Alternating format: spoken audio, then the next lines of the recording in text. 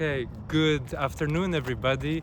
Today is Friday, April 10, 2026, and as you guys can see, we're outside, and me and my sister-in-law, we biked all the way to this beautiful place here. You guys can see. There's even an outdoor pull-up bar and some other stuff you can do to train your muscles. So yeah, and I'm here today because it's right now plus 10 or plus 11 degrees and it's sunny and the snow is almost all gone, and it's a beautiful time to read the Bible outside, out in the nature. So we're going to be reading from the New Living Translation Bible. We're going to be reading Genesis chapter 31. Genesis chapter 31. Okay, let's start. Jacob flees from Laban. But Jacob soon learned that Laban's sons were grumbling about him. Jacob has robbed our father of everything, they said. He has gained all his wealth at our father's expense. And Jacob began to notice a change in Laban's attitude toward him. Then the Lord said to Jacob, "Return to the land of your father and grandfather and to your relatives there, and I will be with you." So Jacob called Rachel and Leah out to the field where he was watching his flock. He said to them, "I have noticed that your father's attitude toward me has changed, but the God of my father has been with me. You know how hard I have worked for your father, but he has cheated me, changing my wages 10 times. But God has not allowed him to do me any harm. For if he said, 'The speckled animals will be your wages,' the whole flock began to produce speckled young. And when he changed his mind and said, 'The stripped animals will be your wages,' then the whole flock produced stripped young. In this way, God has taken your father's animals and given them to me.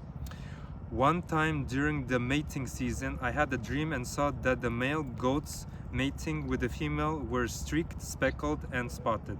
Then in my dream, the angel of God said to me, 'Jacob,' and I replied, 'Yes, here I am.' The angel said, 'Look up and you will see that only the streaked, speckled, and spotted males are mating with the females of your flock. For I have seen how Laban has treated you. I am the God who appeared to you at Bethel, the place where you anointed the pillar of stone and made your vow to me. Now get ready and leave this country and return to the land of your birth.' Rachel and Leah responded, 'That's fine with us. We won't inherit any of our father's wealth anyway. He has reduced our rights to those of foreign women. And after he sold us, he wasted the money you paid him for us. All the wealth God has given you from our father legally belongs to us and our children. So go ahead and do whatever God has told you.'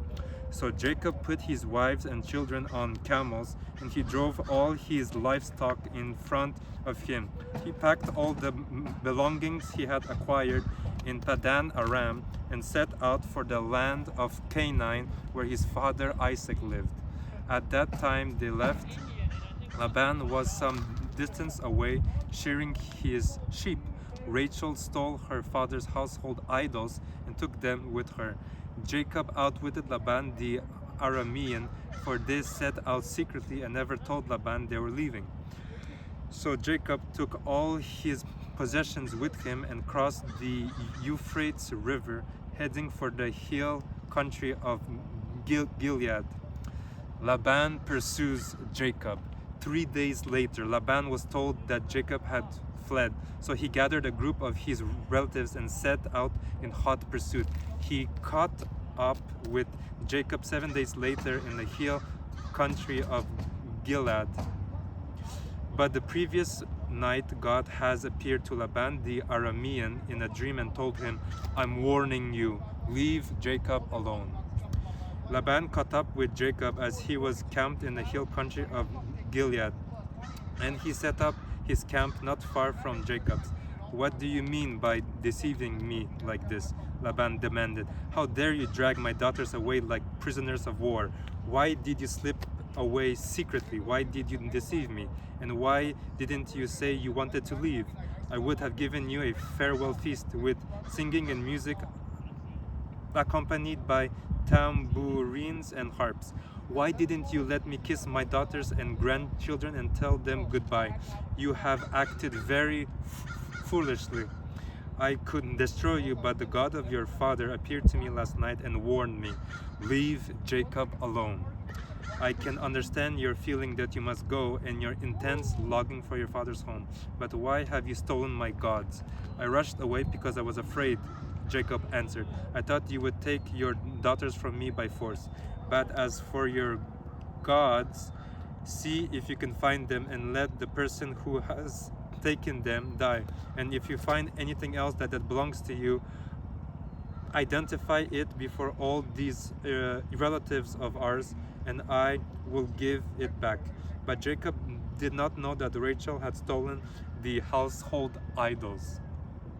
Laban went first into Jacob's tent to search there, then into Leah's, and then the tents of the two servant wives, but he found nothing.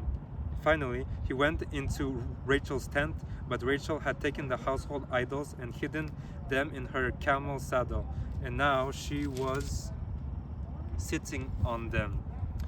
When Laban had thoroughly searched her tent without finding them, she said to her father, "Please, sir, forgive me if I don't get up for you. I'm having my monthly period." So Laban continued his search, but he could not find the household idols. Then Jacob became very angry and he challenged Laban. "What's my crime?" he demanded. "What have I done wrong to make you chase after me, though I were a criminal? You have rummaged through everything I own. Now show me what you have found that belongs to you. Set it out here in front of us before our relatives, for all to see. Let them judge between us. For 20 years I have been with you, caring for your flocks. In all that time your sheep and goats never miscarried. In all those years I never used a single ram of yours for food. If any were attacked and killed by wild animals, I never showed you the carcass and asked you to reduce the count of your flock. No, I took the loss myself. You made me pay for every stolen animal, whether it was taken in broad daylight or in the dark of night. I worked for you through the scorching heat of the day and through cold and sleepless nights. Yes, for 20 years I slaved in your house. I worked for 14 years earning your 2 daughters and then 6 more years for your flock, and you changed my wages 10 times. In fact, if the God of my father had not been on my side, the God of Abraham and the fearsome God of Isaac, you would have sent me away empty-handed. But God has seen your abuse and my hard work.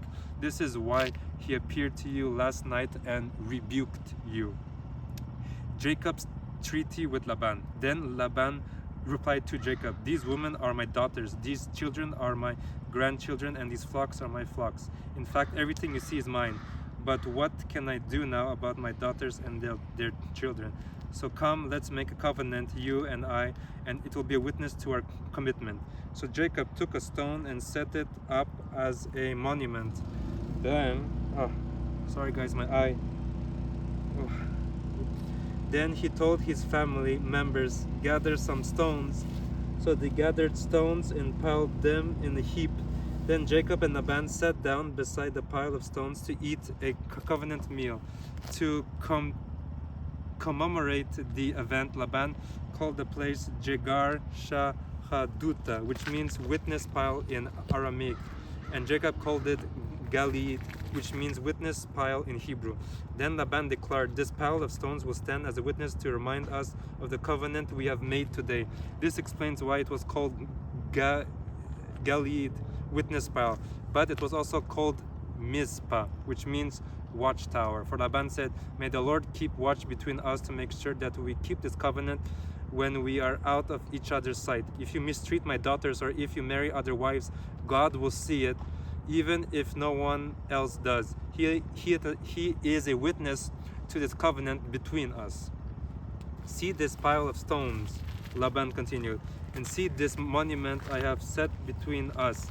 They stand between us as a witness of our vows. I will never pass this pile of stones to harm you, but you must never pass these stones or this monument to harm me.